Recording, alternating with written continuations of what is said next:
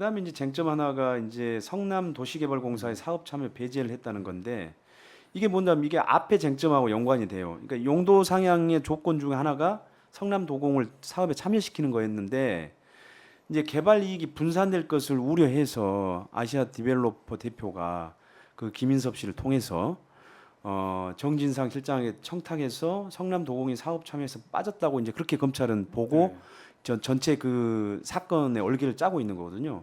그래서 이제 그 민간 개발업자가 백현동의 개발 이익인 3,142억 원을 모두 가져갔다. 그러니까 원래 이제 성남도공이 참여했으면 그 이익들의 일부를 가져올 수 있었을 텐데 그게 사라졌다는 거죠. 그래서 배임을 적용한 거죠. 그거는 제 생각에는 이렇습니다. 네. 유동규 본부장이 원래 뭐 했던 사람인지 아시죠? 그렇죠. 원래 리모델링 협회. 네. 그러니까 우리가 재건축을 하거나 리모델링 재건축, 할 때 그러니까 예. 지역에서 분당 지역에서 활동하셨던 분인데 이분이 남욱 그 일당과 손을 잡은 이유는 간단해요. 이재명 시장으로부터 지시는 받았어요. 야, 위례 아파트 개발해. 근데 도시개발 만약에 그걸 저한테 시켰다고 해보세요. 네. 저는 그런 걸 한 번도 해본 적이 없는 사람이에요. 그럼 해봤던 애와 손을 잡아야 돼요. 네. 실질적으로 정혜영 녹취록을 보시면 그냥 하면 돼. 니네가 알아서 짜와. 구체적인 지시를 못합니다. 유동규 본부장. 왜? 자기 모르거든요. 만약에 저한테 하라고 해도 제가 뭘 합니까? 도시개발에 대해서. 위례 아파트 개발을 공모지침서부터 뭐 왜냐하면 그런 걸 하려면 뭐 또 뭐 이게 정말 이 사업이 타당한지부터 해서 용역을 해야 되고 뭐 공모지침서를 어떻게 해야 될지 그리고 이 채점을 어떻게 해야 될지 다 정해야 되는데 그거에 대해서 그렇다면 남욱이 합니까? 위례 아파트서부터 이미 대장동 이전에 위례 아파트 개발서부터 모든 거를 실무적으로 총괄한 건 정영학 회계사예요. 그렇죠. 정영학 회계사의 별명은 도시개발의 마에스트로입니다. 주로 재건축을 많이 하곤 했지만 이분 서울대에서 강의도 하신 분입니다. 도시개발과 그 관련해서. 근데 재개발과 관련해서 그 정도로 전문가로 인정받는 분인데 유동규 같은 경우는 이 팀에 의존할 수밖에 없었던 거예요. 그리고 제가 볼 때는 위례계 아파트 개발을 잘해서 재판에서 나온 겁니다. 본인은 그때 2014년이니까 본인은 차기 성남도시개발공사 사장이 되고 싶었던 거예요. 남욱의 진술이 있습니다.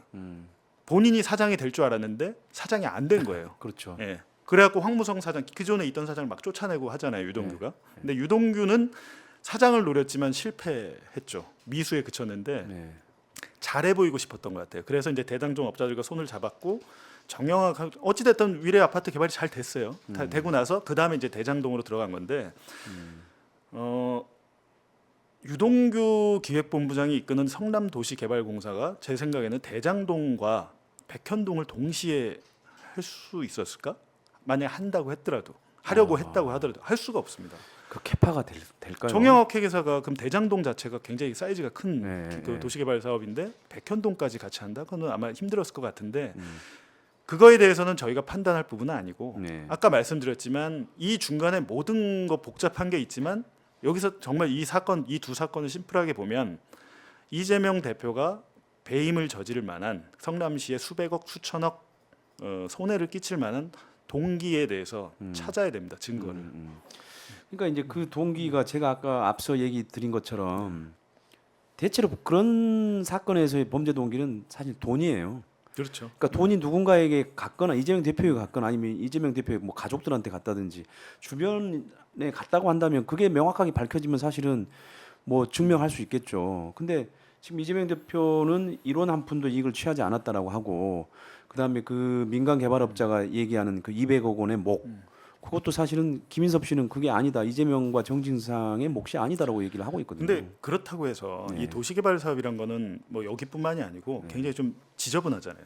이렇게 제가 PD수첩과 그 협업을 할 때 PD수첩과 뉴스타파가 콜라보 방송을 할 때 두 번째 방송 5월달에 했던 방송 타이틀이 로비의 로비였습니다. 이 로비의 사슬이 엄청나게 엮여 있어요. 네. 그럼 여기에 대해서 그럼 성남시 공무원들이 안전할까요? 성남시 공무원은 물론 그 현장에서 뭐 이렇게 토지 개발하는 뭐 현대 쪽 시행사 그 시공사들 이런 분들 있잖아요. 다 엮여 있습니다. 녹취록에 나와요. 김만배가 뭐라고 하냐면 야 너무 그거 뻣뻣하게 하지 마. 그 우리가 화분에 물을 주는데 어떻게 줄줄줄줄 밑으로 흘러가게 줘야 돼, 해야 돼. 공무원들이 또 마찬가지고 그 토지를 개발하려고 하면 엔지니어링 사가 들어오잖아요. 거기 안에 현대가 했던 걸로 저 기억이 되는데 네. 현장 소장이나 이런 사람들에 대해서도 뇌물을 주고 했던 것 같아요. 보통의 개발 사업에 그리고, 있을 수 그렇죠. 있는 그리고 이 개발 그렇죠. 사업에 조직폭력배도 들어왔습니다. 홍광식 수원 남문파라고 36억짜리 용역을 따가죠. 그러니까 이 도시개발 사업이라는 건 아직까지도 굉장히 우리가 7, 80년대 영화에서나 봤던 일들이 벌어지고 있는 거예요. 근데 있는 건데 이 자체를 뭐 어떻게 그 중간에 뭐가 있었는지 모르겠지만 로비와 엄청난 로비와 뭐 협박도 있고 뭐 반전도 있고 복수도 있고 뭐 다 있겠죠. 근데 이번 이 두 사건 도시개발 이재명 대표와 관련된 사건은 제가 계속 말씀드리지만 그냥 심플하게 보시면 됩니다. 증거를 내놔라. 검찰이 증거를 제시해라. 그리고 뭐 정말 죄가 있다면 죄를 받아야 되겠죠. 근데 죄가 없는데 계속 시간을 끌면서 뭐 영장을 청구하네 마네 뭐 지금 그렇잖아요. 9월 1일 국회가 개원하는데 그 전에 영장을 치냐 이후에 치냐 이거에 따라서도 굉장히 또 어떻게 보면 망신주기가 될 수 있고 이런데 그런 것들을 본인이 막 하고 오늘 같은 경우 다른 두 사건의 압수수색이 동시에 속보로 뜨고 이렇게 돼버리면 사람들은 불쾌하죠. 장난치고 있구나 이렇게밖에 생각할 수 없는 거죠. 이건 뭐 사실은 저는 정치적 수사 쇼라고밖에는 사실 보이지 않아요. 그런 식으로 반부패 1, 2, 3부를 이용해 가지고 거의 옥죄는 형국이잖아요. 예? 소환 조사하는 날 그런 식으로 동시에 네. 하면서 사실 검찰의 힘을 보여주는 거 과시하는 것이기도 하지만 제가 봐서는 완전히 이건 정치적 수사 쇼 같은데